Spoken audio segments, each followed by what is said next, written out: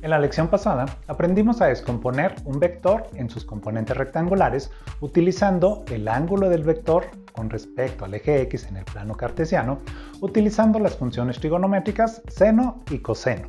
Pero también podemos descomponer un vector en sus componentes rectangulares utilizando la pendiente del vector.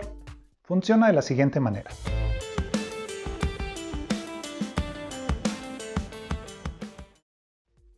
Vamos a descomponer estos vectores en sus vectores componentes rectangulares.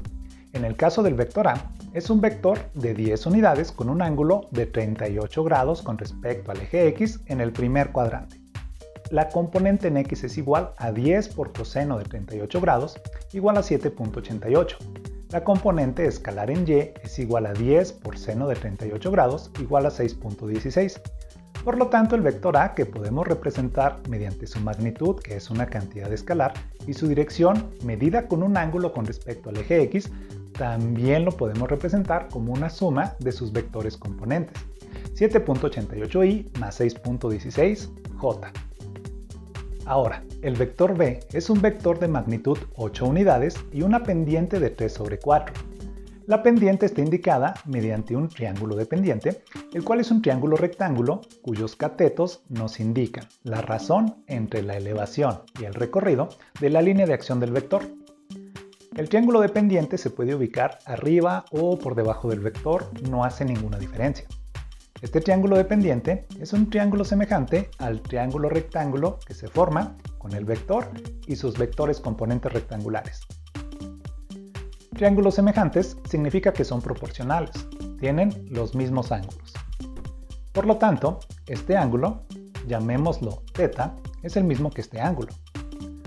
Ahora, tal vez estén pensando que podemos utilizar los valores del triángulo de pendiente para encontrar el valor de θ y así utilizar el ángulo para hacer la descomposición del vector en sus vectores componentes.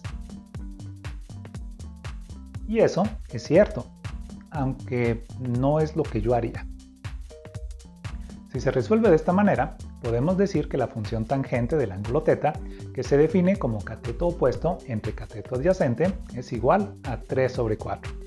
Luego podemos despejar el ángulo θ, de manera que este sería igual a la función inversa de la función tangente, es decir, arco tangente o tangente a la menos 1, de 3 cuartos, lo cual es igual aproximadamente a 36.87 grados. Y ya con este valor podemos utilizar las funciones seno y coseno para encontrar las componentes rectangulares del vector B. Es válido utilizar el triángulo de pendiente de esta manera para descomponer el vector. Se puede hacer así, no los voy a juzgar. Bueno, de hecho, sí los voy a juzgar un poco. Hay una manera que me parece es más sencilla para hacer la descomposición vectorial de un vector en sus vectores componentes rectangulares utilizando la pendiente, y es la siguiente. Podemos encontrar la hipotenusa del triángulo rectángulo de pendiente mediante el teorema de Pitágoras, es decir, la raíz cuadrada de la suma de los cuadrados de los catetos. Una vez que tenemos la hipotenusa, podemos definir las funciones trigonométricas seno y coseno de este ángulo θ.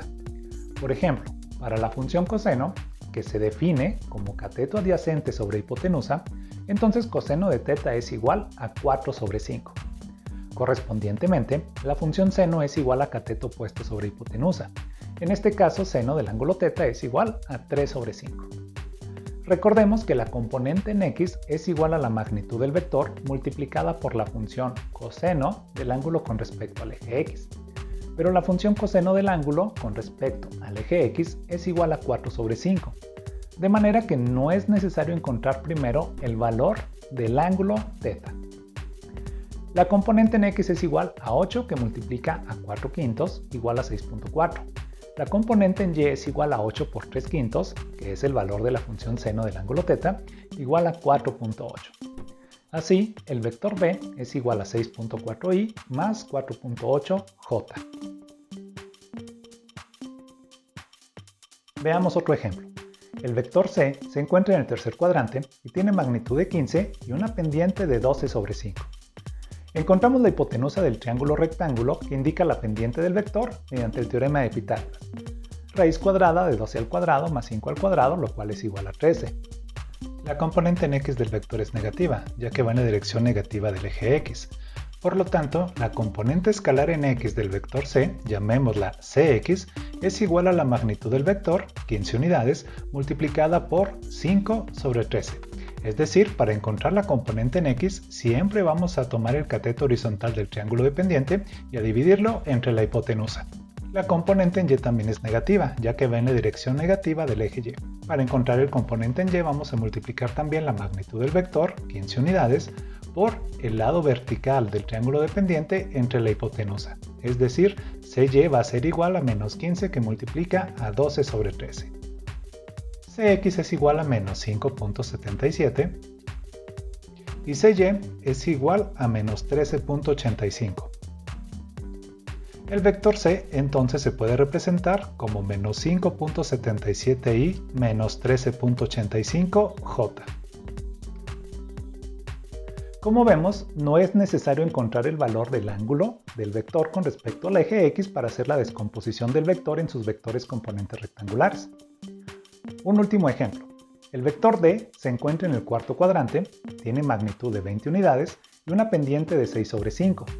La hipotenusa del triángulo dependiente es raíz cuadrada de 6 al cuadrado más 5 al cuadrado, lo cual es igual a raíz cuadrada de 61, un número irracional.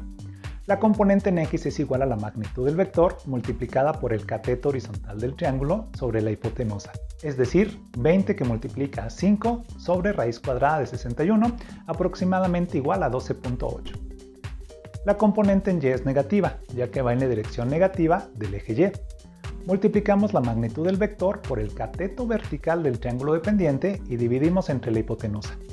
Tenemos menos 20 que multiplica a 6 sobre raíz cuadrada de 61, aproximadamente igual a menos 15.4, redondeando a 3 cifras significativas. Así, el vector D es igual a 2.8y menos 15.4j. Usar la pendiente de la línea de acción del vector para descomponer a este en sus vectores componentes rectangulares es una operación muy común.